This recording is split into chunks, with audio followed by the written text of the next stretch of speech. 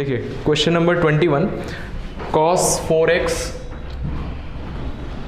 Plus cos 3x plus cos 2x divided bye sin 4x plus sin 3x plus sin 2x, और ये proof करना है is equals to cot 3x के। ठीक है, तो इस तरह का एक क्वेश्चन मैंने क्लास में करवाया था। हाँ, तो फर्स्ट और लास्ट को साथ में लेके आपको देखिए फर्स्ट और साथ में लेके फर्स्ट और लास्ट को साथ में लेके cos c plus cos d का फॉर्मूला लगाना है। ठीक है, तो इसको एक साथ लिख लीजिए, cos 4x plus cos 2x plus cos 3x divided by sin 4x plus sin 2x plus sin 3x। ठीक है, तो यहाँ पर फॉर्मूला लगा दिया cos c plus cos d का, है ना, थर्ड वाला फॉर्मूला। तो cos c plus cos d क्या होता है, 2 cos c प्लस d, है ना, 4x plus 2x divided by 2, और cos c minus d 4x minus 2x divided by 2 and plus cos 3x as it is, cos 3x as it is divided by, यहाँ पर लगा दिया sin c plus sin d, तो first वाला formula लग जाएगा 2 sin c plus d by 2 cos c minus d by 2 plus sin 3x। यहाँ तक बात आई समझ में? ठीक है, फिर इसमें देखिए तो ये कितना बन जाएगा, 2 cos, हाँ 6 हो जाएगा डिवाइडेड बाई 2 3x, और cos 2x बाई 2 x हो जाएगा, है ना, और plus cos 3x divided by 2 sin, ये भी हो जाएगा 3x, और cos 4x minus 2x 2x by 2 x and plus sin 3x। हाँ, इसमें से कॉमन ले लीजिए, तो ऊपर cos 3x कॉमन आ जाएगा, क्या बचेगा 2 cos x plus 1 divided by, यहाँ से sin 3x कॉमन ले लिया तो कितना बचेगा 2 cos x प्लस 1। आया समझ में? यहाँ से sin 3x कॉमन ले लिया तो 2 cos x और प्लस 1 बचा, और यहाँ से cos x कॉमन ले लिया, ये कट गया, cos अपॉन sin क्या आ गया, cot 3x। आया समझ में? क्वेश्चन नंबर 22 देखिए, तो ये क्वेश्चन नंबर 22, और इसमें आपने शायद एक क्वेश्चन लगाया हो, अच्छा अभी नहीं है इसमें, ठीक है। तो इस तरह के क्वेश्चंस काफ़ी अच्छे क्वेश्चंस हैं, है ना, ट्रिकी क्वेश्चन ऐसे बोले जाते हैं ना। इसमें आप देखेंगे आपको प्रूफ करना है cot x cot 2x minus cot 2x into cot 3x minus cot 3x into cot x and this we need to prove is equals to 1। ठीक है, तो इसमें क्या करेंगे, सिंपल मेथड बताएं, आपने कौन सा मेथड किया है? हाँ, तो वही है सिंपल मेथड, इससे सिंपल मेथड तो नहीं है। और मेथड्स हैं कि आप cot 2x का फॉर्मूला लगा दीजिए, cot 3x का फॉर्मूला लगा दीजिए, तो उससे भी आ जाएगा, लेंथी होगा ना। हाँ वही तो, देखिए मैं बताता हूँ, अभी दोबारा समझेंगे तो शायद जल्दी अच्छे से समझ में आ जाएगा। तो देखिए, तो ये क्वेश्चन है, इस तरह के क्वेश्चन tan में भी आते हैं, है ना, लिख लीजिए। इस तरह के क्वेश्चंस tan में भी आते हैं, और आपका मेरे ख्याल से एक एग्जाम्पल दिया होगा tan वाला जो कि इम्पॉर्टेंट है, दैट इज एग्जाम्पल नंबर 14। आप देखेंगे अगर एग्जाम्पल नंबर 14 है तो इसको करने का एक तरीका है, आप उस तरीके से करेंगे तभी ये सिंपल होगा, नहीं तो कॉम्प्लिकेटेड हो जाएगा। ठीक है, तो इसमें देखो आप, जो एंगल है x 2x और 3x, यही 3 तरह के एंगल यूज हुए हैं। ठीक है, तो इन तीनों में एक रिलेशन है, बहुत अच्छा सा रिलेशन है, क्या है कि x plus 2x is equals to 3x है ना।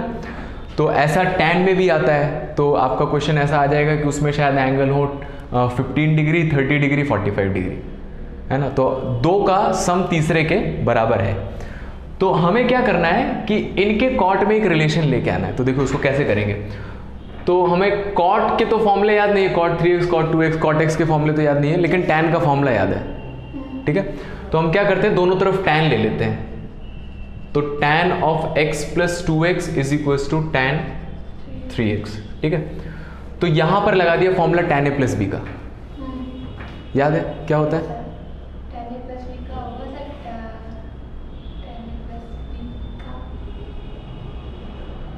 वहां से आंसर आ गया, याद है आपको? बताइए। tan a हाँ, तो tan a plus tan b upon 1 minus tan a tan b is equals to tan 3x, ठीक है। इतना है समझ में। अब कर देते हैं क्रॉस मल्टीप्लाई, तो क्रॉस मल्टीप्लाई कर दीजिए। tan x plus tan 2x is equals to tan 3x times 1 minus tan x tan 2x। बताइए इतना समझ में आया? तो ये एक रिलेशन आ गया x 2x और 3x में। इसको और सिंप्लीफाई कर लेते हैं। tan x plus tan 2x is equals to tan 3x को अंदर मल्टीप्लाई कर दीजिए, tan 3x माइनस ये हो जाएगा tan x tan 2x tan 3x, ठीक है। अब क्या करते हैं, tan x tan 2x tan 3x को एक तरफ लेके आए, तो tan x tan 2x tan 3x ये माइनस का था, इधर आके प्लस में हो गया, और right hand side tan 3x as it is, और इन दोनों को राइट हैंड साइड ले गए, minus tan x minus tan 2x। इतना है समझ में। तो एक ये प्रूफ करने के लिए आता है, प्रूव दैट। तो देखो इसको याद करना भी आसान है, tan x tan 2x tan 3x is equals to tan 3x minus tan x minus tan 2x, है ना। तो ऐसा प्रूफ करने के लिए आता है। एक तो यही आपका प्रूफ है, और ये भी बहुत इंपॉर्टेंट है, ये एग्जाम्स में आता है। तो इसको देख लीजिए कैसे स्टार्ट करना है। x 2x 3x है, तो x plus 2x is equals to 3x करके tan ले लीजिए, दोनों तरफ क्रॉस मल्टीप्लाई कर दीजिए, है ना। प्रूफ करने के कई सारे तरीके होते हैं, बताइए। प्रूफ करने के कई सारे तरीके होते हैं। क्या क्या तरीके होते हैं? आप LHS को ले लीजिए और RHS ले आइए, ठीक है। LHS को सॉल्व कर दीजिए, RHS आ जाएगा तो प्रूव हो गया, या फिर RHS को सॉल्व कर दीजिए और LHS आ जाए तो प्रूव हो गया, ठीक है। या फिर कभी कभी आपने देखा होगा LHS और RHS दोनों को सॉल्व करना रहता है ना, और फिर कॉमन आंसर आ जाता है। तीसरा तरीका। चौथा तरीका यह है कि आप किसी ट्रू आइडेंटिटी से स्टार्ट करिए और जो आपका एक्सप्रेशन लिखा हुआ है वो एज इट इज आ जाए, जैसे कि ये तरीका है। तो ये ट्रू है, ये ट्रू है। दोनों तरफ tan लिया तो ये भी ट्रू होगा, क्योंकि दोनों एंगल सेम है। तो इसके आगे जितनी भी कैलकुलेशन कर रहे हैं हम सब ट्रू है, तो मतलब ये जो लिखा है वो ट्रू है। आया समझ में? ये एक चौथा तरीका होता है, ठीक है। तो लेकिन इसके लिए काफ़ी प्रैक्टिस लगता है, जब ये कैसे समझ में आए कि कैसे सोचेंगे, कहाँ से स्टार्ट करना है, क्योंकि स्टार्टिंग पॉइंट मिलना चाहिए उसके लिए। तो अभी आपके 11th-12th में तो सिंपल प्री डिफाइंड क्वेश्चन है, उसी तरह के क्वेश्चन है जो आपको वैसे स्टार्ट करना है, ठीक है। तो अब हमें tan में रिलेशन मिल गया, cot में लेके आना है। तो tan को cot में कैसे कन्वर्ट करेंगे? इसको इक्वल्स टू tan 3x और माइनस tan x और माइनस tan 2x, इन दोनों को राइट हैंड साइड ले गए। हाँ, अब मैंने क्या किया, इसको डिवाइड कर दिया, क्योंकि देखो वहाँ पर 1 आ रहा है, तो मैंने tan x tan 2x और tan 3x से डिवाइड कर दिया लेफ्ट हैंड साइड, और tan x tan 2x tan 3x से डिवाइड कर दिया राइट हैंड साइड। तो देखो लेफ्ट हैंड साइड क्या बचेगा?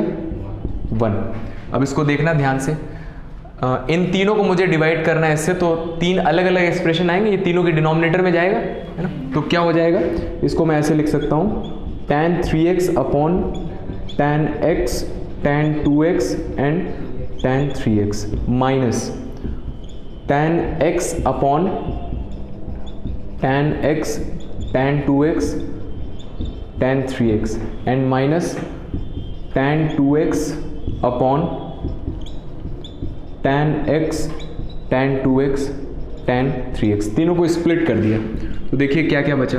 tan 3x से tan 3x कट गया, 1 अपॉन tan ऊपर आके cot हो जाएगा, और ये tan भी कितना हो जाएगा? cot हो जाएगा। तो cot x into cot 2x, यहाँ पर 1 लिखा हुआ है, यहाँ tan x से tan x कट जाएगा, तो 1 upon tan 2x cot 2x and 1 upon tan 3x cot 3x minus यहाँ से tan 2x कट जाएगा, तो 1 upon tan x cot x and 1 upon tan 3x cot 3x। आया सुन, यही proof करना है। cot x 2x ये लिखा है, minus cot 2x cot 3x और minus cot x cot 3x is equals to 1। आया समझ में, है ना। तो इसको आपको याद रखना पड़ेगा कि ये वाला किस तरह से स्टार्ट किया है।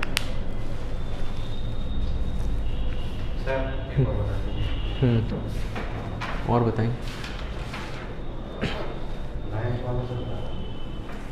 नाइन्थ ये कंप्लीट कर दें, 2-3 क्वेश्चन, उसके बाद ये बता देता हूँ। तान्या वो इंक देना, इंक बॉक्स। हाँ ब्लू तो सैक्रिफाइस हो गई।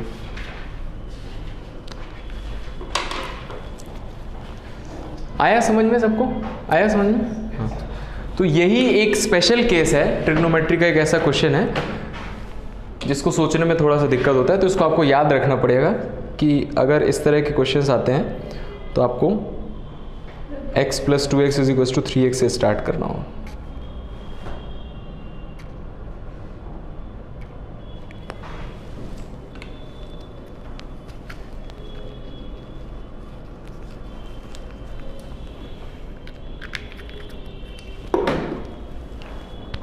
ऐसे किया था आपने वंश, कर लिए ये क्वेश्चन सारे। ठीक है, अगला क्वेश्चन देखिए, tan 4x प्रूफ करना है आपको। तो इसको मैं तरीका बता देता हूं, इसको आप करिएगा, ठीक है। हाँ देखिए, तो tan 4x प्रूफ करना है = 4 tan x 1 - tan square x upon 1 - 6 tan square x plus tan power 4x। ठीक है, देखिए ये है क्वेश्चन नंबर 23। तो tan 4x को इतना प्रूफ करना है, तो इसको भी हम सॉल्व कर सकते हैं, लेकिन इसको सॉल्व करने के लिए हमें ज़्यादा सोचना पड़ेगा। ठीक है, तो tan 4x को सॉल्व करेंगे। तो tan 4x को कैसे कर सकते हैं, इसको मैं ऐसे लिख सकता हूँ, tan 2 × 2x। ठीक है, और फिर हमने tan 2 थीटा का फॉर्मूला देखा है, क्या होता है tan 2 थीटा, याद है उसको, याद है, बताओ। sin 2 थीटा cos 2 थीटा है। हाँ उसी के बाद tan 2 थीटा है। आशुतोष बताइए, tan 2 theta 2 tan theta upon 1 - हाँ देखो कैसे नहीं है, ये फॉर्मूला है tan 2 थीटा का। ठीक है, तो एंगल क्या हो जाता है, हाफ हो जाता है। तो यही वाला फॉर्मूला लगाया मैंने। तो देखिए इसको क्या लिख देंगे, 2 tan 4x का क्या हो जाएगा, 2x हो जाएगा, अपॉन 1 - tan स्क्वायर 2x। आई बात समझ में, tan 4x में ये वाला फॉर्मूला लग जाएगा। tan 2 थीटा का फॉर्मूला होता है 2 tan theta upon 1 - tan square theta, मतलब एंगल हाफ हो रहा है। तो 2 थीटा का थीटा हो गया, तो 4x के क्या हो जाएंगे, 2x हो जाएगा। आया समझ में। अब यहाँ पर फिर से फॉर्मूला लगा दिया, tan 2 थीटा का फॉर्मूला। तो जहाँ जहाँ tan 2 थीटा लिखा है वहाँ पर एक बार और फॉर्मूला लगा रहे हैं। तो अभी 2x का क्या हो जाएगा, x हो जाएगा, 2 tan x upon 1 - tan square x, और ये भी 2 tan x upon 1 - tan square x, और इसका होल स्क्वायर। बस एलसीएम ले लीजिएगा, ये आ जाएगा आंसर। आया समझ में, करना है ना। हाँ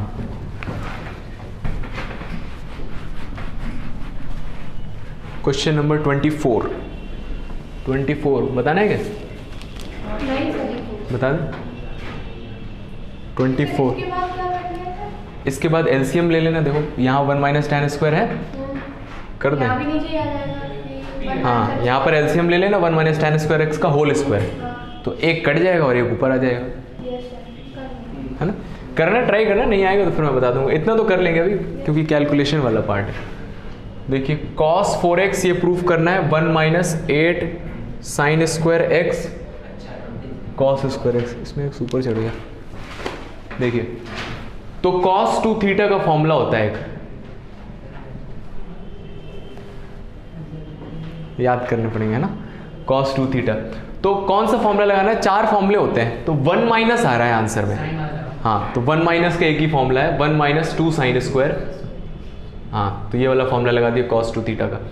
तो cos 4x को क्या लिख सकते हैं, 1 - 2 sin स्क्वायर। तो 2 थीटा का थीटा हो गया, तो 4x का क्या हो जाएगा, 2x हो जाएगा। ठीक है। और यहाँ पर 1 माइनस 2 साइन 2x का फॉर्मूला लगा दिया, क्या होता है 2 साइन x कॉस x और होल स्क्वायर, ये आंसर लिखा हुआ है। 1 माइनस 2 है, 2 का स्क्वायर 4, 4 इंटू 2 8, साइन स्क्वायर और कॉस स्क्वायर। नोट कर लीजिएगा, भी मैं सारे कंप्लीट कर देता हूँ। कॉस 6x ये प्रूफ करना है 32 cos power 6x minus 48 cos power 4x plus 18 cos square x minus 1, ये प्रूफ करना है। इसमें हाँ 3 वाला लगा दीजिए, कोई भी लगा सकते हैं। नोट कर लो पहले यहाँ तक, ये जो भी है हो गया। देखिए cos 6x ये लेके आना है, तो अब इसमें क्या फॉर्मूला लगाया जाए, तो cos 2x का फॉर्मूला है और cos 3x का फॉर्मूला है। हाँ तो कोई भी फॉर्मूला लगा सकते हो आप, तो ये लगा दिया मैंने, cos 3 इंटू 2x लिख सकते हैं, ठीक है। तो ये वाला फॉर्मूला लगाया है, कौन सा, cos 3x is equals to 4 cos cube x minus 3 cos x, ठीक है। ये सुने, अच्छा लिखे नहीं थे, लिख लेंगे। अच्छा हाँ, तो और भी फॉर्मूले लिखने पड़ेंगे आपको। तो ये क्या करता है, एंगल 3x 1/3 हो जाता है एंगल, है ना। यहाँ पर 3x है तो यहाँ पर xx है ना। 30 होगा तो यहाँ 10 हो जाएगा, तो 1/3 हो जाएगा। तो cos 6x का यही फॉर्मूला लगाएंगे तो क्या हो जाएगा 4 cos क्यूब, तो 6x का क्या हो जाएगा 1/3 करिए, 2x आ जाएगा, है ना। इसको 3 से डिवाइड कर दीजिए, 2x आ जाएगा। तो 4 cos cube 2x minus 3 cos square 2x। ये बात आई समझ में कि नहीं, है ना।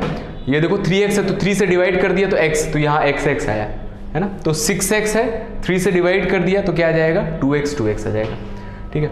अब क्या करना है, आंसर में आप देखिए राइट हैंड साइड में cos x है सारे, मतलब एंगल सिंगल एंगल आया, 2x नहीं आया। तो अब हमें यहाँ पर फिर से फॉर्मूला लगाना पड़ेगा, ठीक है। तो अब फॉर्मूला लगा सकते हैं cos 2x के कई सारे फॉर्मूले, लेकिन आंसर में देखेंगे सिर्फ cos आ रहा है, तो cos 2x का फॉर्मूला cos के टर्म्स में लगाइए। क्या होता है,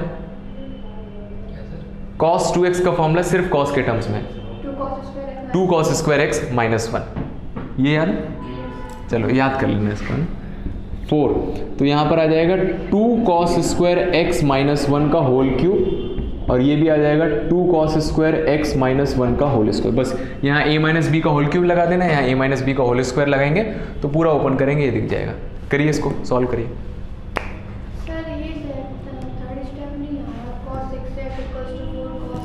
ये फॉर्मूला आ गया, तो एंगल अगर 3x है तो ये 1/3 हो रहे हैं, तो 6x का 1/3 कितना होता है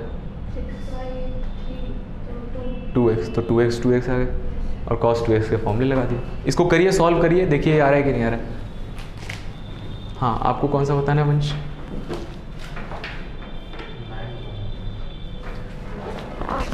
9th cos स्क्वायर π/8 3π/8। अरे तो बड़ा सिंपल है, क्लिक नहीं किया होगा बस। cos स्क्वायर π/8, इसको तो लिखने की भी ज़रूरत नहीं है। देखो π/8 है, 7 π/8 है, ठीक है। तो यहाँ पर कट कैसे जाएंगे, दोनों को ऐड करो, तो ये सप्लीमेंट्री एंगल है तो माइनस होगा, लेकिन स्क्वायर लगा हुआ है तो दोनों सेम लिखे हुए हैं। तो cos स्क्वायर π/8 और वो भी कितना लिखा है cos स्क्वायर π/8, तो 2 cos स्क्वायर π/8, और दूसरे वाले जो हैं वो लिखे हैं तो ये भी सेम हो जाएंगे, है ना। तो ये कितना हो जाएगा 2 cos स्क्वायर 3π/8, ठीक है। तो cos स्क्वायर π/8 2 आ गया और cos स्क्वायर 3π/8, ठीक है। ऐड करो, कॉम्प्लीमेंट्री है तो cos को साइन में चेंज कर देंगे, तो sine square theta plus cos square theta लिखा होगा। आगे समझ, चलिए ठीक है।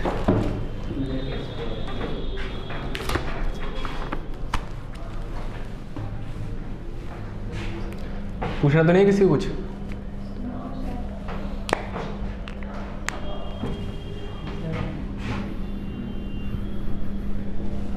इसको सॉल्व कर लेना है ना। a माइनस बी का होल क्यूब याद है? किसको याद है? आपको याद है? आपको याद है?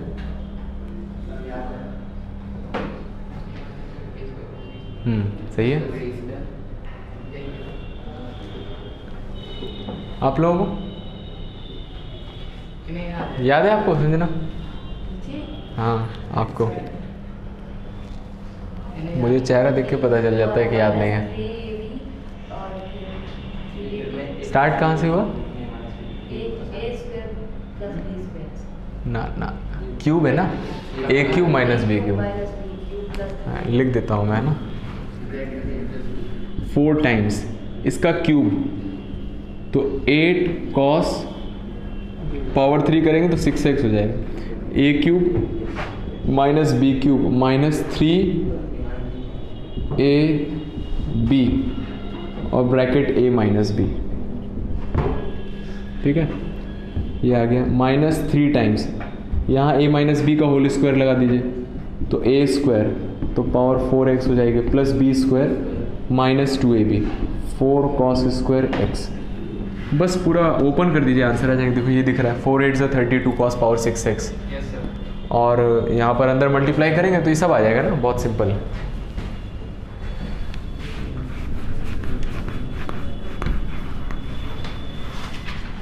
चलिए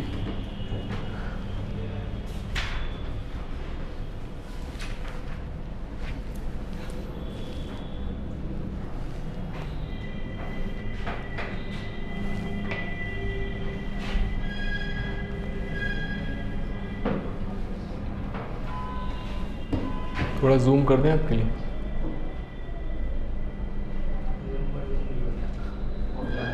हो जाता है।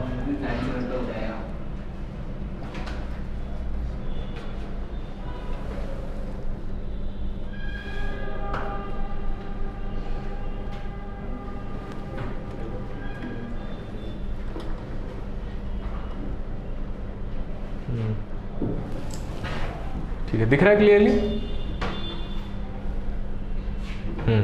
चलिए स्टार्ट करें। अगला टॉपिक हो गया? हाँ कर देना, मल्टीप्लाई आ जाएगा। आया किसी का? आया? yes, sir. इसको मल्टीप्लाई कर दीजिएगा, बाद में आ जाएगा आंसर। यहाँ तक लिख ली? हाँ।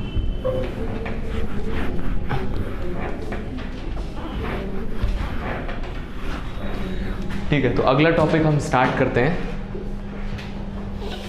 So next topic is trigonometric equation. तो जैसा मैंने स्टार्टिंग में बताया था, सुनिए अभी ध्यान से, अभी ज़्यादा कुछ कैलकुलेशन नहीं करना है ना, जो पिछला गया तो गया, ठीक है। तो ट्रिग्नोमेट्रिक इक्वेशन, तो जैसा मैंने आपको स्टार्टिंग में बताया था कि ट्रिग्नोमेट्री के 3 फेज हैं। पहला तो है ये सब हम जो पढ़ रहे थे, प्रूफ दैट वाले और सारे फॉर्मूले वाले, ठीक है। अब आएगा ट्रिग्नोमेट्रिक इक्वेशन वाले, ठीक है, और फिर लास्ट में सोल्यूशन ऑफ ट्राइंगल। तो ट्रिग्नोमेट्रिक इक्वेशन स्टार्ट करते हैं। तो अभी तो 2020 के सिलेबस में उसमें हटा दिया है, सिलेबस में नहीं है, लेकिन आपको पढ़ना है क्योंकि 12th के सिलेबस में है। तो पता नहीं 11th से क्यों हटाया है, जब 12th के हाँ ठीक है। तो हम स्टार्ट करते हैं ट्रिग्नोमेट्रिक इक्वेशन। ट्रिग्नोमेट्रिक इक्वेशन, तो पहले मैं ये समझा देता हूँ कि ट्रिग्नोमेट्रिक इक्वेशन क्या होता है। हाँ फॉर्मूले हैं, तो गिने चुने 7-8 फॉर्मूले इसमें बस, हाँ, और उसमें पूरा चैप्टर हो जाएगा, ठीक है। और कुछ स्पेशल वैराइटीज़ हैं। तो ट्रिग्नोमेट्रिक इक्वेशन क्या होता है? तो अभी तक हमने जितनी भी इक्वेशन सॉल्व की हैं, तो आपने पढ़ा होगा कि जो पॉलिनॉमियल्स होती हैं, तो पॉलिनॉमियल्स में सबसे पहली पॉलिनॉमियल होती है लीनियर पॉलिनॉमियल। जीरो पॉलिनॉमियल भी होती है, लेकिन सोल्यूशन वाइज देखें तो लीनियर पॉलिनॉमियल। तो लीनियर पॉलिनॉमियल के कितने सोल्यूशन होते हैं? जैसे मैंने लिखा 2x + 3 = 0। तो लीनियर पॉलिनॉमियल इन 1 वेरिएबल, तो इसके कितने जीरोज होंगे? 1 होगा, है ना।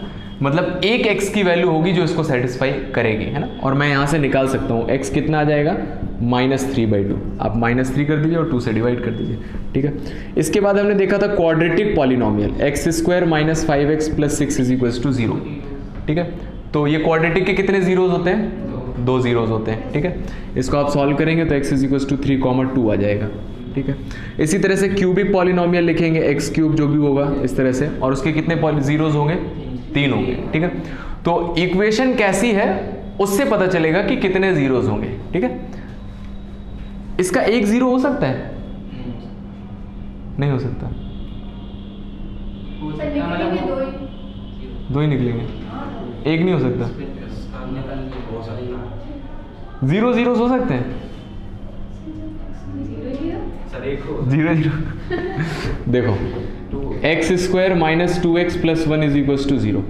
इसको सॉल्व करिए, तो सॉल्व करेंगे आप तो यहाँ से एक ही आंसर निकलेगा, क्योंकि ये लिखा है x माइनस 1 का होल स्क्वायर, तो x की वैल्यू क्या आएगी? 1 आएगी। तो क्वाड्रेटिक इक्वेशन, लेकिन एक ही जीरो है, ठीक है। और x square plus x plus 1 is equal to 0। इसको आप सॉल्व करते रहिए, जिंदगी भर एक भी जीरो नहीं निकलेगा इसका। इसमें x की कोई वैल्यू नहीं है जिसके लिए आंसर 0 आ जाए, ठीक है। तो एक्चुअल में कहने का मतलब ये है कि किसी भी क्वाड्रेटिक इक्वेशन के ज़्यादा से ज़्यादा 2 जीरो हो सकते हैं। ऐसा नहीं कि 2 ही जीरो होंगे, ज़्यादा से ज़्यादा, ज़्यादा से ज़्यादा मतलब 2 हो सकते हैं, एक भी हो सकता है, 0 भी हो सकते हैं, है ना। और इसी तरह से क्यूबिक इक्वेशन, जैसे आपने अभी तक सॉल्व किया होगा, x cube is equal to 1, तो एक्स की वैल्यू क्या आती है? 1। बाकी 2 जीरो कहाँ गए? क्यूबिक है ना, 3 आंसर आने चाहिए थे, लेकिन हम हर बार एक ही लिखते हैं। तो ऐसा इसलिए होता है, तो 3 में क्यों मल्टीप्लाई कर रहे हैं?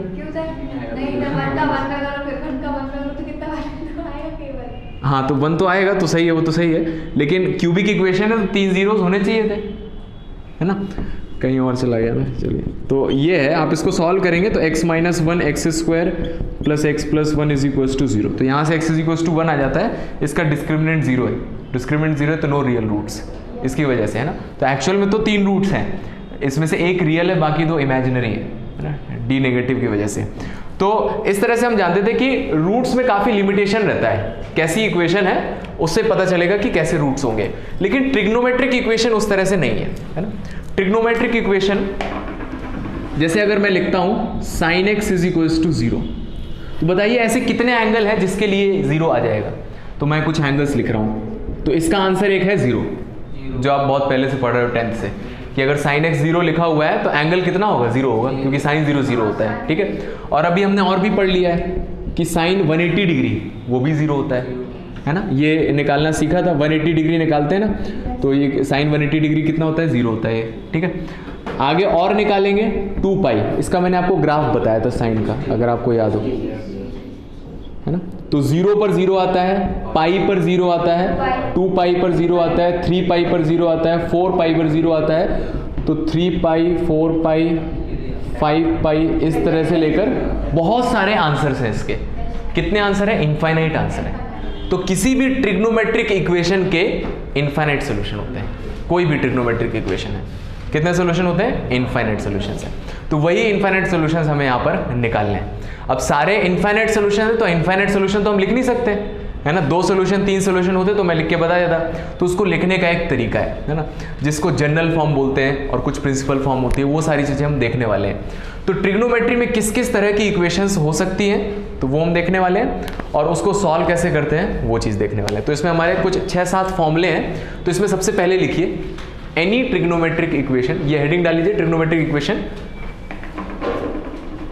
और इसमें लिखिए any trigonometric equation will have infinite solutions. Any trigonometric equations will have infinite solution. तो ये पहला एग्जाम्पल लिखिए, sin x is equals to 0, तो x is equals to 0 pi 2 pi, ये सारी चीजें नेगेटिव में भी जाएंगी, प्लस माइनस, है ना। प्लस पाई के लिए 0 होता है, माइनस पाई के लिए भी 0 होता है, माइनस 180 के लिए, पाई मतलब 180। तो ऐसे बहुत सारे आंसर्स हैं इसके, ठीक है।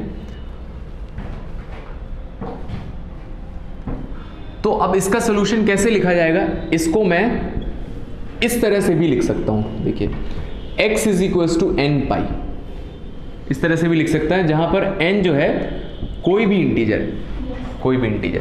तो आप 0 रखेंगे तो पहला मिल जाएगा, +1 रखेंगे तो पाई मिल जाएगा, और -1 रखेंगे तो माइनस पाई मिल जाएगा, +2 रखेंगे तो 2 पाई मिल जाएगा, और -2 रखेंगे तो -2 पाई मिल जाएगा।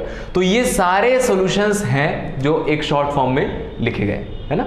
इसको बोलते हैं जनरल सॉल्यूशन। जनरल सॉल्यूशन एक ऐसा सॉल्यूशन जो सबको जनरली रिप्रेजेंट कर रहा है, सारे सॉल्यूशंस को रिप्रेजेंट कर रहा है, उसको बोलते हैं जनरल सॉल्यूशन। ठीक है, ऐसा। तो इसी तरह से हम देखा, इससे तरह एक क्वेश्चन हो जाएगा सर 3.4 का फर्स्ट वाला। अभी जो मैं पढ़ाऊंगा उससे सारे क्वेश्चन हो जाएंगे। ठीक है, तो sin x का सॉल्यूशन इस तरह से होता है। इसी तरह से अगर आपसे बोला जाए, बताइए कि cos x = 0, इसका सॉल्यूशन क्या होगा? तो बताइए कौन कौन से एंगल है जिसके लिए cos 0 आता है?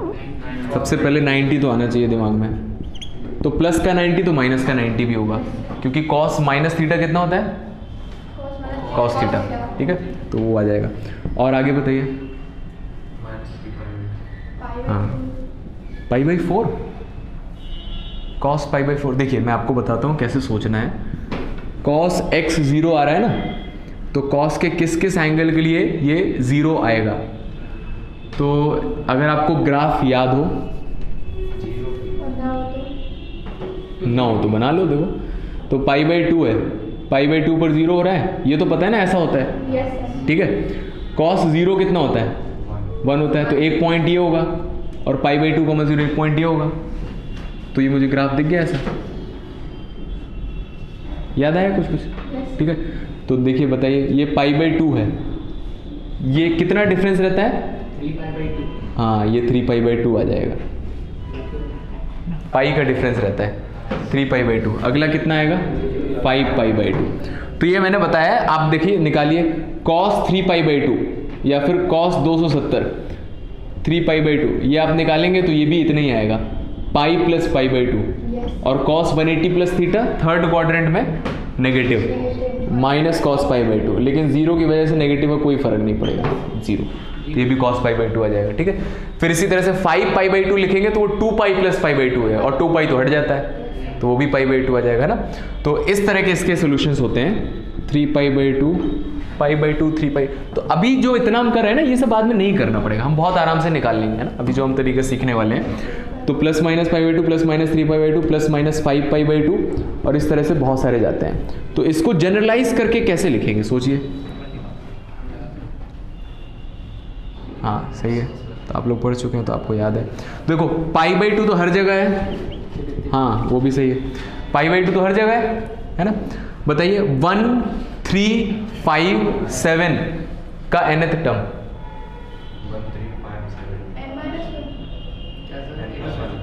1 3 5, देखो ये nth टर्म लिखा हुआ है इस सीरीज का। ये कौन सी सीरीज है, कौन सी प्रोग्रेशन है? AP है ना। देखो आप प्लस वाला कर लेते हैं, तो π - 0 पाई, 2π - पाई पाई, 3π - 2π पाई, है ना। तो AP का nth टर्म लिखा है ये nπ। ठीक है, और यहाँ पे आप देखोगे 1357 का nth टर्म निकालिए, कितना होगा? निकालो, n+1 नहीं होगा, 2n - 1। हाँ, तो 2n+1 लिख सकते हैं हम यहाँ पर। देखिए क्या ये ऑड नंबर आ रहा है? 1 3 5 7 ऑड नंबर। और दुनिया के सारे ऑड नंबर्स को कैसे रिप्रेजेंट किया जाता है? आपने क्लास 10 के पहले चैप्टर में पढ़ा होगा कि दुनिया के सारे इवन नंबर को 2n और सारे ऑड नंबर को 2n+1 से रिप्रेजेंट करते हैं। देखो आप n की वैल्यू 0 रखो 1 मिल जाएगा, n की वैल्यू 1 रखो 3 आ जाएगा, n की वैल्यू 2 रखो 5 आ जाएगा, है ना। तो ये सारे ऑड नंबर हैं, तो यहाँ पर ऑड नंबर्स ही आ रहे हैं तो हम उसको इस तरह से लिख देते हैं। ठीक है, तो इसको याद रखिए। इसको पढ़ने का एक और तरीका होता है, दैट इज ऑड π/2। ऑड मतलब ऑड नंबर। ठीक है, तो ये दो इंपॉर्टेंट सॉल्यूशंस हैं, इसको याद रखना है, तब हम आगे वाले क्वेश्चन सॉल्व कर पाएंगे। ठीक है, पहला क्या है, अगर sin x = 0 है तो x = क्या होगा? nπ होगा, है ना, भूलिएगा नहीं। और cos x = 0 है तो x क्या होगा? 2n+1 π/2। इन दो सॉल्यूशंस को याद रखें तो आगे वाले क्वेश्चंस हमारे आसानी से हो जाएंगे। तो ये क्योंकि सबसे ज्यादा बार रिपीट होते हैं, क्या हुआ?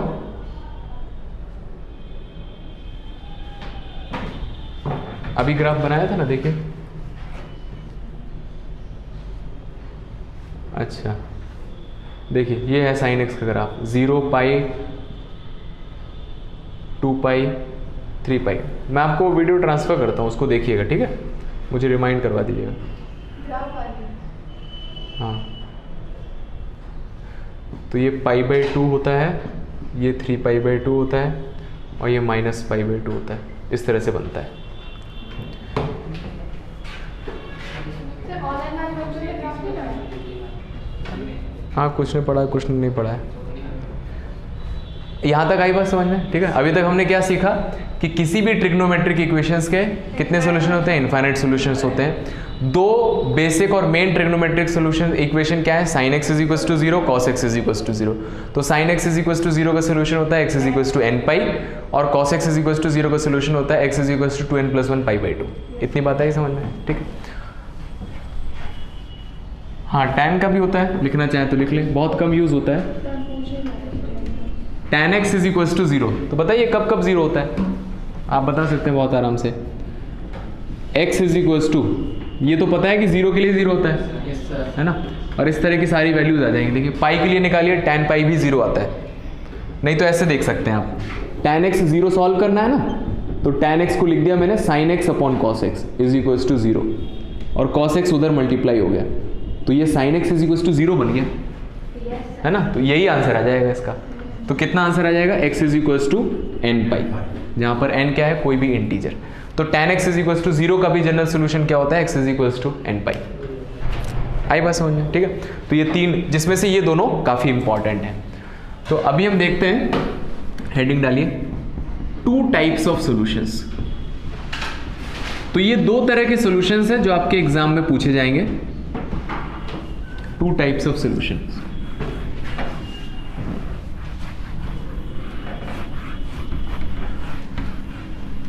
तो 2 टाइप्स ऑफ सॉल्यूशंस क्या है, सबसे पहला है प्रिंसिपल सॉल्यूशन, स्कूल वाला principal solution, and second one is general solution. General solution, ठीक है, principal solution and general solution. तो देखिए प्रिंसिपल सॉल्यूशन क्या होता है, तो जैसा मैंने आपको बताया था कि आप कोई भी एंगल मेजर कर रहे हैं, let's say it is 30 degree, ठीक है। तो यहाँ से ऐसे मेजर किया आपने, ये एंगल कितना आ गया, 30 डिग्री।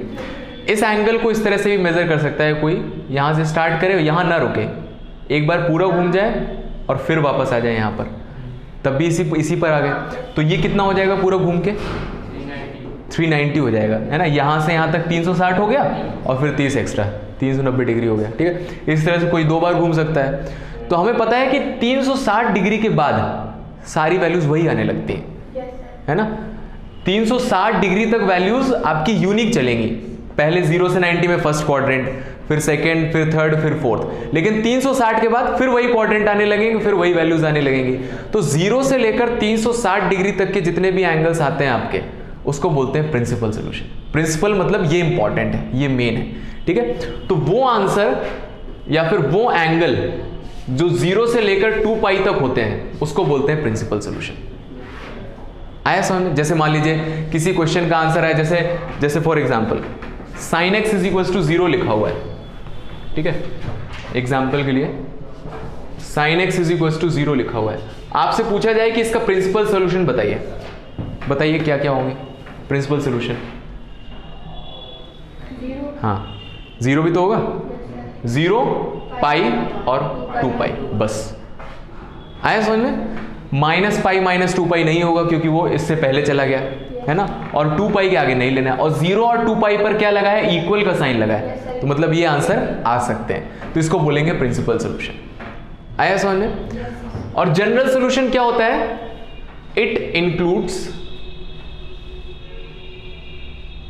हाँ वो लिखवाएंगे, इट इंक्लूड्स ऑल सॉल्यूशंस, जितने भी दुनिया के सॉल्यूशंस हैं सब आ जाएंगे जनरल सॉल्यूशंस के अंदर, है ना। जनरल सॉल्यूशंस के अंदर सब कुछ आ जाएंगे। तो जो थीटा होता है इसमें रियल नंबर होता है, जैसा मैंने अभी आपको बताया कि sin x = 0, तो इसका सॉल्यूशन क्या आता है, जनरल सॉल्यूशन n पाई, जहां पर n इंटीजर है, ठीक है। यह है समझ। अच्छा तो ये बताइए क्या ये सॉल्यूशंस इसमें है, है ना? हाँ, तो ये बात यहाँ समझ में आती है कि जनरल सोल्यूशन में सब कुछ होता है। जनरल सोल्यूशन में प्रिंसिपल सोल्यूशन भी आता है। ऐसा नहीं है कि किसी इक्वेशन के ये प्रिंसिपल सोल्यूशन है और बाकी बचे हुए जनरल सोल्यूशन है, ऐसा नहीं है। जनरल सोल्यूशन मतलब सब कुछ, और ये कुछ पार्ट जो है वो प्रिंसिपल सोल्यूशन है। यहाँ तक है समझ में? ठीक, नोट कर लीजिए इसको, प्रिंसिपल सोल्यूशन, जनरल सोल्यूशन। तो प्रिंसिपल सोल्यूशन क्या हम इससे निकाल सकते हैं? है ना? n की वैल्यू रख दो, रखते जाओ 0 1 2 3, जो आंसर 0 से 2 पाई के बीच में आ रहे हैं वो प्रिंसिपल हो जाएंगे। तो प्रिंसिपल सोल्यूशन निकालने के लिए हमें अलग से एफर्ट करने की जरूरत नहीं है। तो हम सारे क्वेश्चंस देखेंगे जिसमें जनरल सोल्यूशन कैसे निकालेंगे। जनरल सोल्यूशन पता चल गया तो उसमें n की वैल्यू रख के आप कुछ एंगल्स निकाल लो तो प्रिंसिपल सोल्यूशन आपके निकल आएंगे।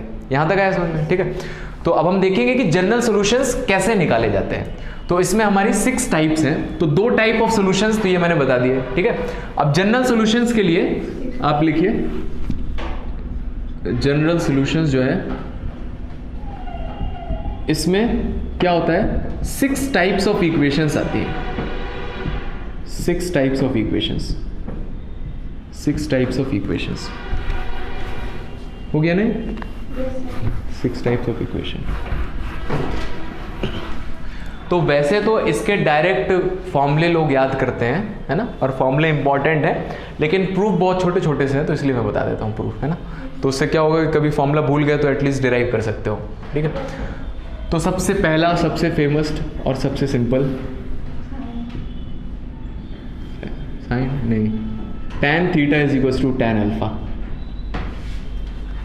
तो ये कैसा सोल्यूशन है पहले मैं समझ, चलो पहले बता देते हैं फिर उसके बाद बताएंगे कि इसमें सब कुछ कवर हो जाएगा। तो tan theta is equal to tan alpha है। जैसे मान लीजिए tan theta is equal to 1 आ गया, आपने कोई इक्वेशन सॉल्व किया और उसमें tan थीटा की वैल्यू 1 आ गई, तो अभी तक थीटा 45 होता था, है ना, तो तुरंत आप 45 लिख देंगे। लेकिन मैंने आपको कई बार बताया कि अब से आपको सिर्फ 0 से 90 डिग्री वाले एंगल ही नहीं सोचने, उसके आगे वाले सोचने हैं, ठीक है। तो एक और एंगल आप जानते हैं, एक तो 45 हो गया फर्स्ट क्वाड्रेंट में, और कौन से क्वाड्रेंट में tan पॉजिटिव होता है? थर्ड में पॉजिटिव होता है। π/2 तो इनफाइनाइट होता है ना, तो एक तो 45 डिग्री के लिए आ जाएगा 1, और दूसरा पाई प्लस 45, है ना, पाई प्लस π/4, थर्ड क्वाड्रेंट में 3π/4। तो ये दो हम निकालना जानते थे, ठीक है। तो अभी क्या करेंगे और उसके आगे वाले सारे इनफाइनाइट सॉल्यूशंस कैसे निकालेंगे वो अभी हम यहाँ पर देखेंगे, ठीक है। तो इसके लिए क्या करेंगे, तो मान लीजिए ऐसी इक्वेशन अगर दिख रही है tan theta is equal to tan alpha, ठीक है, तो इसका सोल्यूशन कैसे निकलेगा देखिए। तो tan थीटा, tan अल्फा को मैं इधर ले आया is equal to 0, tan theta को लिख दिया मैंने sin theta upon cos theta, minus tan alpha लिख दिया sin alpha upon cos alpha, and that is equals to 0।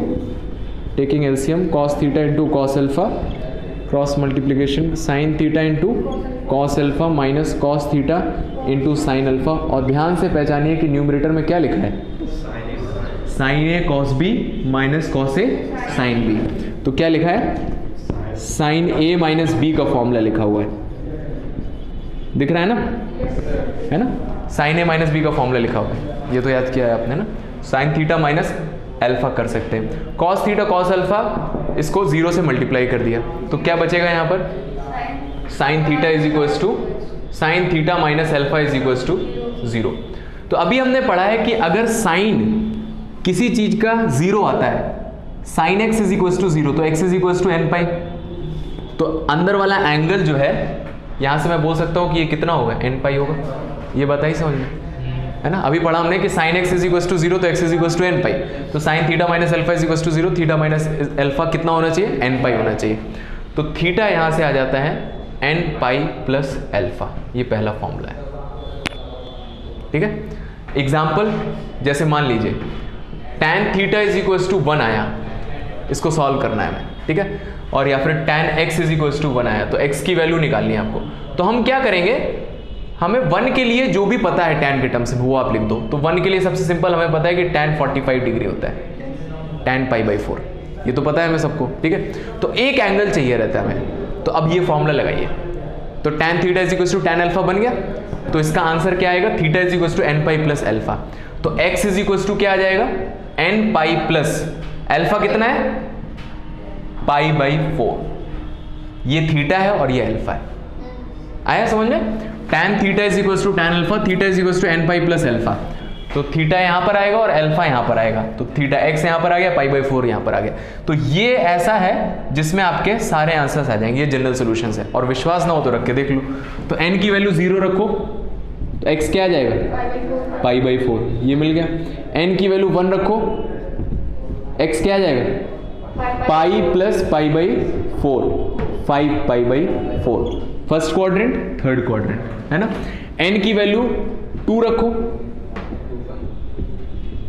2 pi plus pi by 4। इस तरह से इनफाइनाइट सॉल्यूशंस हम सारे एंगल्स निकाल सकते हैं। और इसमें से कौन कौन सा प्रिंसिपल सॉल्यूशन हो जाएगा? पहला और दूसरा, है ना। ये 0 से 360 के बीच में, 0 से 2 पाई के बीच में, और ये भी पाई से थोड़ा सा ज़्यादा है, 2 पाई से बहुत कम है, 0 से 2 पाई के बीच में। तो इसको देख के हमें पता चल जाएगा कि ये भाई प्रिंसिपल सॉल्यूशन है, और पूरा सब मिला के ये जनरल सॉल्यूशन लिखा हुआ। नहीं तो इतना टाइम लगाना पड़ेगा ना फिर हमें वहाँ पे, तो फॉर्मूलों को याद रखना पड़ेगा हमें, ताकि आपको याद रहे, ताकि आपको मैजिक जैसा ना लगे, पता नहीं कहाँ से फॉर्मूला बता दिया सर ने, मन से बता दिया होगा, है ना। इसलिए प्रूफ हम इसलिए देखते हैं क्योंकि प्रूफ देखते हैं तो फॉर्मूले की एक फीलिंग आ जाती है कि हाँ ये प्रॉपर तरीके से आया है, सर ने कुछ उल्टा सीधा नहीं बताया, है ना। तो इसलिए प्रूफ बताता हूँ मैं। और दूसरा तरीका भी यही होता है, कंपटीशन में और बोर्ड में यही डिफरेंस होता है। कंपटीशन में जितने भी फॉर्मूले, जितनी भी चीज़ें रहती हैं, सब चीज़ों के प्रूफ पता रहते हैं। प्रूफ पता रहता है, थोड़ा ऊपर चेंज किया तो हमें प्रूफ पता है, तो हम फॉर्मूला अपने आप से डिराइव कर लेंगे। अगर भूल गए तो हम अपने आप से डिराइव कर लेंगे। तो बहुत सारी चीज़ें उसके बहुत फ़ायदे होते हैं। तो आप देख लीजिए, आपको लिखना है लिखे, नहीं तो कोई दिक्कत नहीं है। ये फॉर्मूला फाइनली याद होना चाहिए, theta is equal to n pi plus alpha.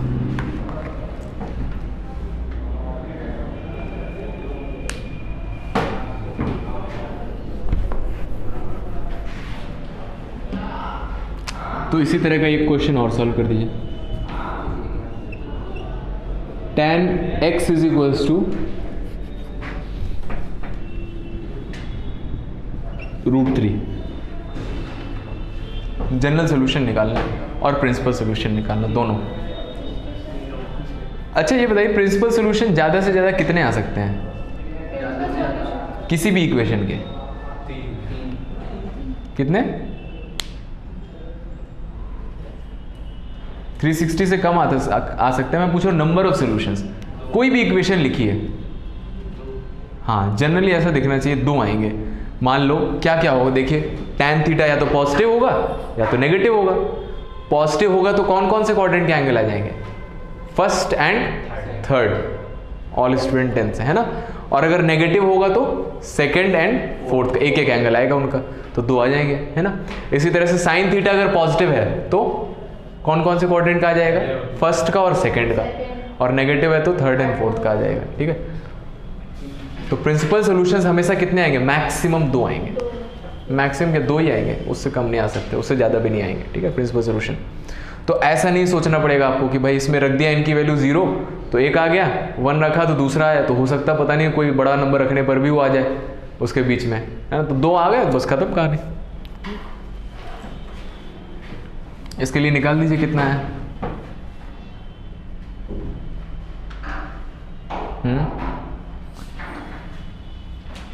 n पाई, हाँ जनरल सॉल्यूशन निकालना है।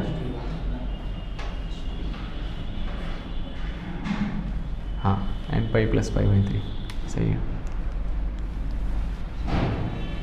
इसको कोई ऐसे भी सोच सकता है, देखिए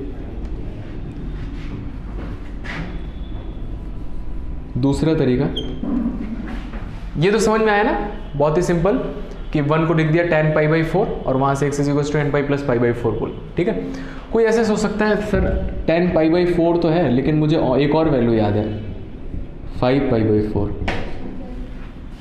ऐसे भी लिख सकता है 1 की जगह, गलत तो लिखा नहीं उसने, है ना। tan 5 पाई बाई 4 भी 1 होता है। तो अगर यहाँ से मैं अगर आंसर लिखता हूँ जनरल सोल्यूशन, तो ये क्या हो जाएगा? n pi plus 5 pi by 4। तो अब कौन सा सही है, ये सही है कि वो सही है? दोनों सही है, दोनों सही है ना। दोनों से सारे आंसर आ जाएंगे। देखिए यहाँ से आंसर क्या क्या आ रहे थे आपके?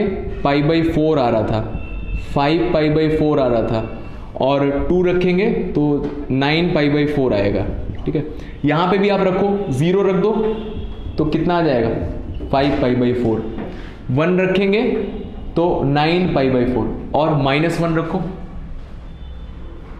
तो -1 रखोगे तो π/4 आ जाएगा, है ना। तो आप कोई भी एंगल रख दीजिए, है ना, जो भी आपको पहले बार में क्लिक कर रहा है कि tan π/4 1 होता है या tan 5π/4 1 होता है, जो भी रखना है आपको रख दीजिए, कोई दिक्कत नहीं है। आया समझ, है ना। तो आपको जो भी आंसर मिलेगा वो सारे आंसर्स उसमें इंक्लूड हो जाएंगे। तो किसी भी इक्वेशन के जो जनरल सॉल्यूशन होता है, जरूरी नहीं है उसकी शक्ल हमेशा एक जैसी दिखे, है ना, उसकी शक्ल किसी और तरह से भी दिख सकती है, लेकिन उससे भी सारे आंसर्स आ जाएंगे। ठीक है,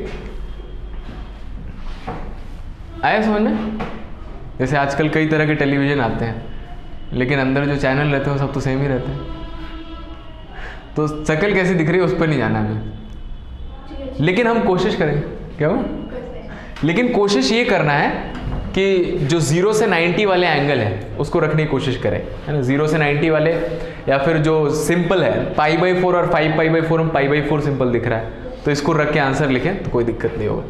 तो ये पहला आपका इक्वेशन हो गया। आप बताओ किसके लिए होती है √3, tan 60 होता है ना, tan π/3, तो यहाँ से आ जाएगा कितना है, x = nπ + π/3। हाँ, तो ये आ गया आपका जनरल सोल्यूशन। इसमें वैल्यूज रख दीजिएगा, एक आ जाएगा π/3 और दूसरा आ जाएगा 4π/3, ये आपका आ जाएगा प्रिंसिपल सोल्यूशन। सेकेंड लिखिए, second most simple, cos θ = cos α। तो इसका जनरल सोल्यूशन क्या होता है देखिए, तो इसका आंसर मैं बता देता हूँ। ये होता है θ = 2nπ ± α। इसका जनरल सोल्यूशन ये होता है, वो प्रूफ करेंगे तो पता चल जाएगा, इसीलिए प्रूफ बताता हूँ मैं। ठीक है, cos θ = cos α, तो इसका सोल्यूशन ये होता है। ठीक है, अब कैसे होता है वो देख लेते हैं। तो देखिए, तो बहुत ही सिंपल है, cos θ - cos α = 0। यहाँ पर कौन सा फॉर्मूला लग जाएगा, cos c - cos d। ठीक है, लास्ट वाला, -2 sin c + d/2 sin c - d/2 = 0। ठीक है, तो -2 तो उधर चला जाएगा, वो तो 0 हो जाएगा, तो ये बचेगा sin θ + α/2 × sin θ - α/2 और = 0। तो ये दोनों ट्रिग्नोमेट्रिक रेशियो का प्रोडक्ट 0 है। तो इसका आंसर क्या आएगा, क्या क्या हो सकता है, या तो पहला वाला पार्ट 0 हो जाए, या तो ये 0 हो जाए तब ये 0 हो जाएगा, या फिर sin θ - α/2 0 हो जाए। तो इसमें से कोई भी हो जाए तो आपका आंसर मल्टीप्लाई करने पर 0 आ जाए, या तो दोनों हो जाए। ये बात आई समझ में ना, इसीलिए तो लिखते हैं ना, जैसे x - 2 x - 3 = 0। तो यहाँ से क्या लिखते हैं, x = 2 और x = 3। हाँ, 2 और 3 लिखते हैं, या तो 2 हो जाए, तब भी देखो 2 रखोगे या तो 0 आ गया, यहाँ 2 रखोगे तो ये तो 0 नहीं है, लेकिन ये 0 हो गया, या तो 3 रखोगे तो ये 0 हो जाएगा, ये 0 नहीं होगा, है ना। तो इसलिए 2 और 3 लिखते हैं, 2 and 3 नहीं लिखते हैं। एंड का मतलब दोनों, तो x 2 तो हो नहीं सकता, या तो 2 होगा या तो 3 होगा, है ना। तो इस तरह, तो ये प्रोडक्ट लिखा होगा तो या तो ये 0 है या तो ये 0 हो जाए। तो साइन किसी एंगल का 0 है तो वो एंगल क्या होगा, साइन किसी एंगल का 0 है, अभी इतनी देर से पढ़ रहे हैं हम, nπ होगा, है ना। तो θ + α/2 कितना होगा, nπ। तो यहाँ से θ + α कितना आ जाएगा, 2nπ। तो θ कितना दिखेगा, 2nπ - α। ठीक है, अब यहाँ पे भी साइन किसी एंगल का 0 हो जाए, हाँ, ये भी कितना हो जाएगा, nπ। यहाँ से सॉल्व करेंगे तो ये आ जाएगा 2nπ + α। हाँ, या तो ये हो जाए या तो ये हो जाए, तो दोनों ही लिखना है आपको। तो दोनों होने हैं, तो आपने क्या किया, यूनियन ले लिया, तो दोनों लिख दिया। आया समझ में, है ना। इस पर क्वेश्चन कर दीजिए, एक सिंपल सा क्वेश्चन सॉल्व। cos θ =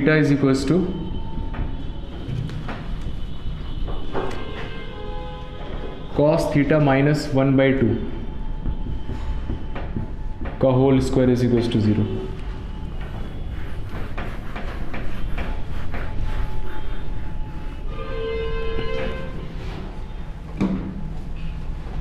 तो इसको सॉल्व करना है। तो देखिए बहुत ही सिंपल है, तो इसका तो कुछ मतलब नहीं हुआ होल स्क्वायर लगाने का, वो तो उधर जाके 0 हो जाएगा। कॉस थीटा कितना आ जाएगा 1/2। कॉस के लिए 1/2 किस एंगल के लिए आता है 60 मतलब π/3। तो ये दिख गया cos theta is equal to cos alpha. तो थीटा कितना हो जाएगा 2nπ प्लस माइनस π/3। ये आंसर है जनरल सोल्यूशन। ठीक है, अब आप इसमें n की वैल्यूज रख सकते हैं, प्रिंसिपल सोल्यूशन मिल जाएगा। तो एक बार n की वैल्यू 0 रख दो, तो प्रिंसिपल वाला सोल्यूशन क्या आ जाएगा π/3। माइनस भी आएगा लेकिन वो प्रिंसिपल सोल्यूशन नहीं है। और एक बार n की वैल्यू क्या रख दें 1 रख दो, तो 1 रखेंगे तो भी आपको दो आंसर दिखेंगे, क्या 2π प्लस माइनस π/3। तो कौन सा आ जाएगा 2π के अंदर, थीटा क्या दिखेगा, देखो यहाँ से दिखेगा प्लस माइनस π/3 जब आप 0 रखोगे। 1 रखेंगे तो कितना दिखेगा 2π प्लस माइनस π/3। तो बताइए प्रिंसिपल सोल्यूशन क्या है, इसमें से क्या आएगा π/3 आ जाएगा प्रिंसिपल सोल्यूशन में, क्योंकि माइनस π/3 0 से कम हो गया है ना। तो एक यहाँ से प्रिंसिपल सोल्यूशन आ गया π/3। और इसमें देखिए हाँ 2π प्लस π/3 तो नहीं लेंगे, तो 2π से ज़्यादा हो गया है ना, माइनस वाला लेंगे। तो 2π माइनस π/3। तो ये आ गया आपके प्रिंसिपल सोल्यूशन। आया समझ में? तो ये है जो सबसे ज़्यादा यूज होता है। सर ये cos थीटा माइनस 1/2 का होल स्क्वायर था, तो ये खोल ही सकते थे। खोल सकते थे लेकिन ज़रूरत क्या है, होल स्क्वायर को उधर ले गए, 0 का रूट हो गया तो 0 हो गया, खत्म हो गया। हम तो cos थीटा की वैल्यू निकालनी है ना, खोल के फिर उसको दोबारा बंद करना पड़ता, तभी तो सॉल्व होता। आया समझ में? लास्ट और देख लेते हैं हम, थर्ड है, ये थोड़ा टेढ़ा है, sine theta is equal to sine alpha. तो tan थीटा सबसे सिंपल है और cos थीटा वाला सबसे ज़्यादा यूज होता है। तो यहां से थीटा आता है nπ plus minus 1 power n alpha.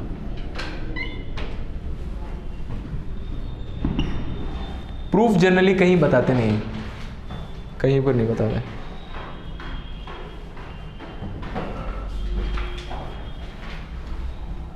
सोचिए कैसे आएगा, सोचिए कैसे आएगा। नहीं बिल्कुल है, मैथ्स में ऐसी कोई चीज़ नहीं है जिसका प्रूफ ना हो। 1 + 1 = 2 का भी प्रूफ है। Sine theta is equal to sine alpha, solve करिए, इतना आएगा। ऐसे करेंगे सर जी? हाँ करिए, sin theta minus sin alpha equals to, हाँ बिल्कुल सही सोचा आपने, करिए करिए ट्राई करिए, फॉर्मूला लगा देंगे। हाँ करिए करिए ट्राई करिए, सही सोच रहे हैं, करिए प्रूफ करने की कोशिश कीजिए। इसी तरह से करिए, sine theta minus sine alpha is equal to 0, sine C minus sine d लगाइए, और फिर उसके बाद दोनों को अलग अलग करके उनका सोल्यूशन लिख के थोड़ा सोचिए कि क्या होगा। तो सर यही करना है।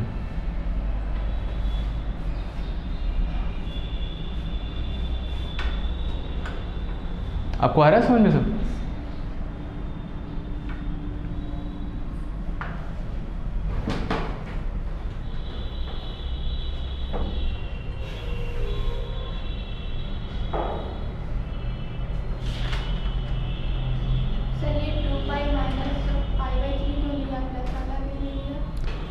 प्लस वाला लेते तो 2π से ज़्यादा हो जाता। अच्छा बताइए 2π कितना होता है 360, प्लस π/3 करते हो उसमें तो प्लस हो रहा है ना, तो ज़्यादा हो जाता है। हाँ फर्स्ट क्वाड्रेंट में आता है, लेकिन प्रिंसिपल सोल्यूशन नहीं होता ना वो, तो हम प्रिंसिपल सोल्यूशन लिखा है वहाँ पर, तो इसलिए माइनस वाला लिया। फिर ऐसे ही तो पूछना चाहिए ना पहले, माइनस वाला क्यों नहीं लिया है? क्योंकि सर ये π/3 है तो π/3 30 होता है, 60 होता है, 60, हाँ तो उससे कम हो रहा था। तो माइनस क्यों नहीं लिया? प्रिंसिपल सोल्यूशन कहाँ से कहाँ तक आता है? प्रिंसिपल सॉल्यूशन सर 360 तक। स्टार्ट कहाँ, 0 से, तो 0 से कम हो गया ना, माइनस π/3, हाँ माइनस 60 है ना, इसीलिए।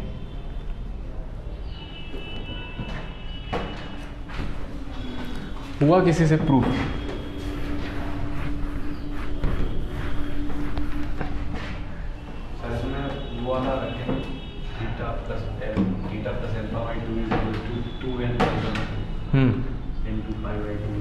देखिए तो साइन थीटा आया अंश, sine theta minus sine alpha is equal to 0, तो साइन सी minus sine D, 2 cos c plus d upon 2 sine c minus d upon 2, ठीक है। तो एक तो यहाँ से आ जाएगा cos of theta plus alpha upon 2 is equals to 0, और दूसरा आएगा sine theta minus alpha upon 2 is equals to 0। इतना तो लिख लिया होगा मेरे ख्याल से सबने, ठीक है। तो ये हमें सॉल्व करना आता है बहुत आराम से, कि अगर साइन किसी एंगल का 0 है तो ये अंदर वाले एंगल कैसे होंगे, n पाई। तो यहाँ से आ जाएगा theta minus alpha upon 2 is equals to n pi. तो इसको सॉल्व करिएगा, अभी हमने सॉल्व किया, theta minus alpha is equals to 2n pi, तो थीटा आ जाएगा 2n पाई प्लस एल्फा, ठीक है। तो ये आ गया। अब यहाँ पर ये भी मैंने बताया, अगर कॉस किसी एंगल का 0 तो अंदर वाला एंगल कैसा होगा, अभी देखिए पीछे लिखा है 2n plus 1 pi by 2, odd pi by 2 starting में ना। तो थीटा प्लस एल्फा अपॉन 2 ये हो जाएगा 2n प्लस 1 पाई बाई 2। तो यहाँ से निकालते हैं कितना आएगा, हाँ 2n प्लस 1 पाई बाई 2, 2 से 2 कैंसिल हो जाएगा, थीटा निकालना है तो 2n plus 1 pi minus alpha, यही है ना। तो अब इसको ये कंबाइन करके ये कैसे लिख दिया, ये तो नाइंसाफी है। देखो कैसे लिखा है इन्होंने, theta is equals to, sir ये पाई का मल्टीप्लाई अंदर कर दीजिए ना, तो 2n पाई प्लस पाई माइनस कर देंगे, जरूरत नहीं है, क्यों करें हम, सर क्यों जरूरत नहीं है सर, जरूरत है। दो जगह पाई हो जाएगा, एक पाई तो वैसे कैलकुलेशन टफ कर देता है, दो पाई आ जाएंगे। तो देखिए इसको कंबाइन करके वो कैसे लिखेंगे वो बता रहा हूँ मैं, 2n प्लस 1 पाई, और इसको लिख सकता हूँ मैं माइनस 1 की पावर 2n प्लस 1 एल्फा, सही है। बताइए 2n प्लस 1 जो है ये इवन है कि ऑड है, ऑड है, माइनस 1 की ऑड पावर, तो ये माइनस हो जाएगा, माइनस 1 की इवन पावर क्या हो जाती है, प्लस 1। जैसे माइनस 1 का स्क्वायर कितना होगा, 1 है ना, माइनस 1 का क्यूब माइनस 1, माइनस 1 की पावर 4 1, माइनस 1 की पावर 5 माइनस 1, है ना। तो माइनस 1 की इवन वाली पावर जो होती है वो प्लस में आती है, और ऑड वाली पावर नेगेटिव में आती है। तो अगर मैं माइनस लिखा हुआ है तो इसको लिखने का एक तरीका ये है कि माइनस 1 की पावर ऑड लिख दिया मैंने, है ना, 2n प्लस 1 ऑड नंबर है, तो ऐसे लिख सकता हूँ मैं, ठीक है। और दूसरा वाला जो लिखा हुआ है थीटा, इसको मैं ऐसे लिख सकता हूँ 2n पाई plus minus 1 power 2n alpha. तो 2n प्लस 1 ऑड है, तो 2n कैसा है, इवन, तो माइनस 1 की पावर इवन कैसी आ जाएगी, प्लस आ जाएगी, ठीक है। तो इस तरह से लिख लिया। अब इन दोनों को कंबाइन करके देखिए, तो यहां से ये देखिए ये सारे ऑड नंबर लिखे हुए हैं, है ना, और ये सारे इवन नंबर लिखे हुए हैं। तो मैं सारे ऑड और इवन को मिला दूंगा तो सारे नंबर हो गए, ये सारे ऑड नंबर है, ये सारे इवन नंबर है, तो सारे नंबर हो गए। तो इसीलिए मैं यहाँ पर बोल रहा हूँ n जो है सारे इंटीजर, तो यहाँ पर n क्या आ गए, सारे नंबर आ गए। तो इसमें ये भी आ गया इवन और ये भी आ गया ऑड, ठीक है। और ये पावर n, जब यहाँ पर इवन आ रहा है तो यहाँ पर भी इवन आना चाहिए, है ना, और जब यहाँ पर ऑड आ रहा है तो यहाँ पर भी ऑड आना चाहिए। तो जब आप n की वैल्यू इवन रखेंगे तो यहाँ इवन आया तो यहाँ पर ऑटोमेटिकली इवन आ जाएगा, है ना, और यहाँ पर ऑड आएगा तो यहाँ ऑटोमेटिकली ऑड आ जाएगा। आया समझ में? तो इसको कंबाइन करके इस तरह से लिखें। देखो देखो किसने सोचा होगा, पता नहीं, किसी का काम धंधा नहीं होगा, इसने सोचा होगा। देखो दुनिया के सारे नंबर हैं, क्या मैं ऐसे लिख सकता हूँ, आधे इवन होंगे आधे ऑड होंगे, ठीक है। तो n की वैल्यू ये भी रख सकता हूँ मैं और ये भी रख सकता हूँ। जब ये रखूंगा तो ये मिल जाएगा, और जब ये रखूंगा तो ये मिल जाएगा। तो इन दोनों कंबाइन करके लिख सकते हैं, बस खत्म। तो ये -1 और n कैसे आया? कैसे आया वही तो मैंने यहाँ पर बताया है, वो लिखने का एक तरीका है, क्योंकि यहाँ माइनस था। नहीं वो तो 1 में आ गया। नहीं, हम ऐसा चाहते हैं कि जब ऑड नंबर रखें तो माइनस आ जाए, और जब इवन रखें तो प्लस आ जाए। तो पहले माइनस दिखना तो चाहिए ना, कैसे माइनस आएगा नहीं तो इसीलिए -1 लगाया वहाँ पर, ताकि जब इसकी पावर इवन हो तो हमारा प्लस रहे, और जब पावर ऑड हो जाए तो इस तरह का बन जाए, ठीक है। तो इतना दिमाग मत लगाइएगा यहाँ पर, है ना। अभी उसने लगाया होगा, मैंने सीखा तो मैंने भी लगा लिया। अब आप उसको 4-5 बार लगाएंगे तब ये याद होगा, ठीक है। तो उसको ज़रूरत नहीं है, just remember the essence. Theta is equal to n pi plus minus 1 की पावर n अल्फा। अच्छा, ठीक है, ज़्यादा हो गया। तो इसमें 4 सॉल्यूशंस और हैं जो आपके एनसीईआरटी में शायद नहीं दिए हैं। तो अभी आपका होमवर्क जो है,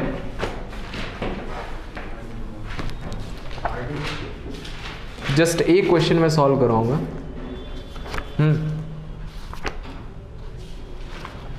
3 हो गए, 3 और हैं, 3 और हम कल करवा देंगे। हैं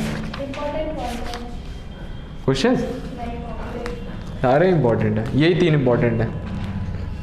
तो इसमें आपका होमवर्क है, आप एक्सरसाइज सॉल्व करिएगा ना 1 से लेकर 9 तक। इसमें 1 से लेकर 4 तक आपको एकदम स्ट्रेट आ जाएंगे।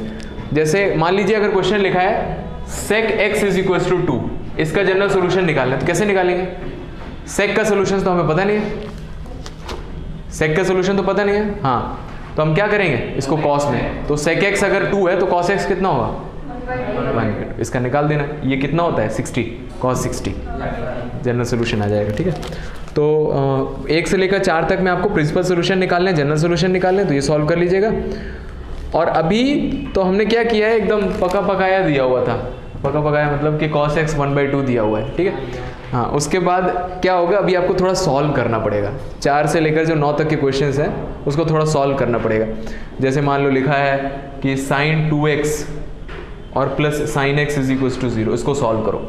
तो इसमें आपको sin c plus sin d लगा के थोड़ा सॉल्व करना पड़ेगा। तो इसको ट्राई कीजिएगा, नहीं तो 1 से लेकर 4 तक आप ट्राई कर लीजिएगा, ठीक है।